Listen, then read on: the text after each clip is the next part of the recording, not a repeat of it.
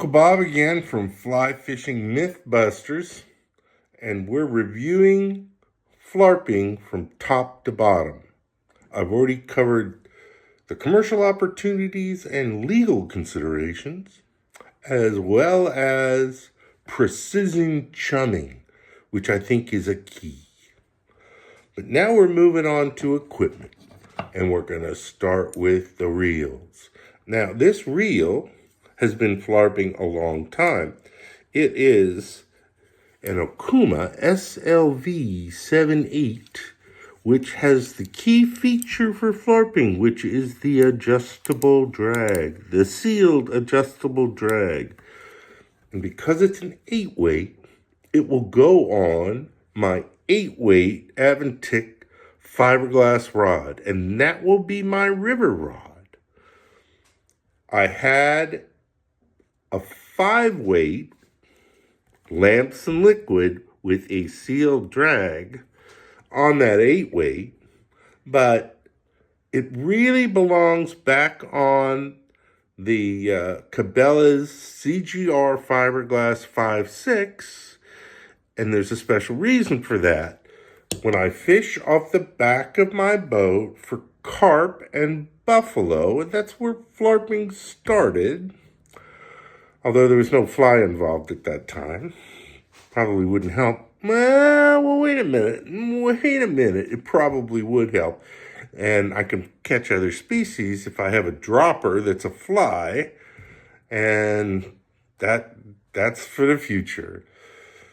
But that 5.6 rod, that CGR that I showed you I could bend in half, that's really great on the boat, because I'm 3 feet off the water.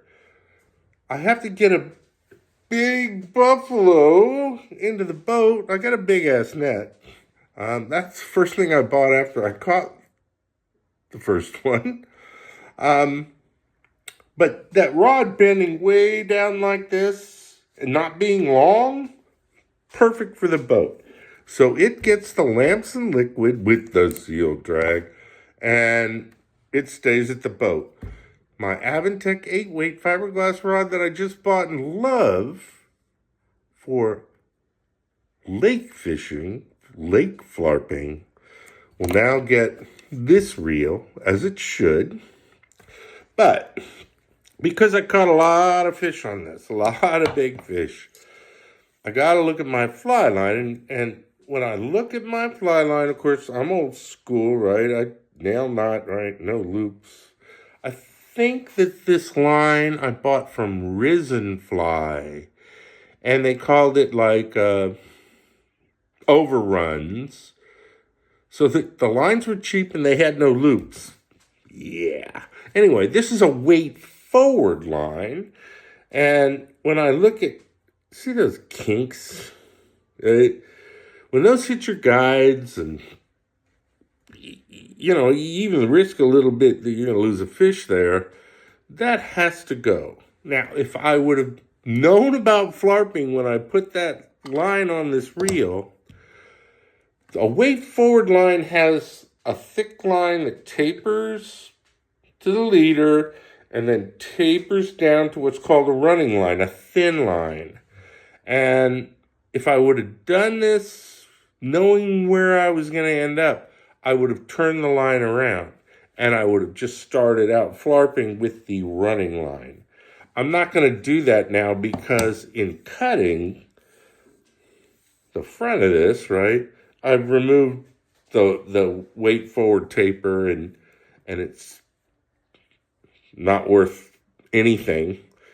So why take the trouble to turn it around? In a way, it's a little better to have the heavier part of the line hanging off the rod when you load it than the running line. That running line could become a Euro fishing, trout fishing thing, but I'm not there yet either. But you see these. So I'm going to go through this,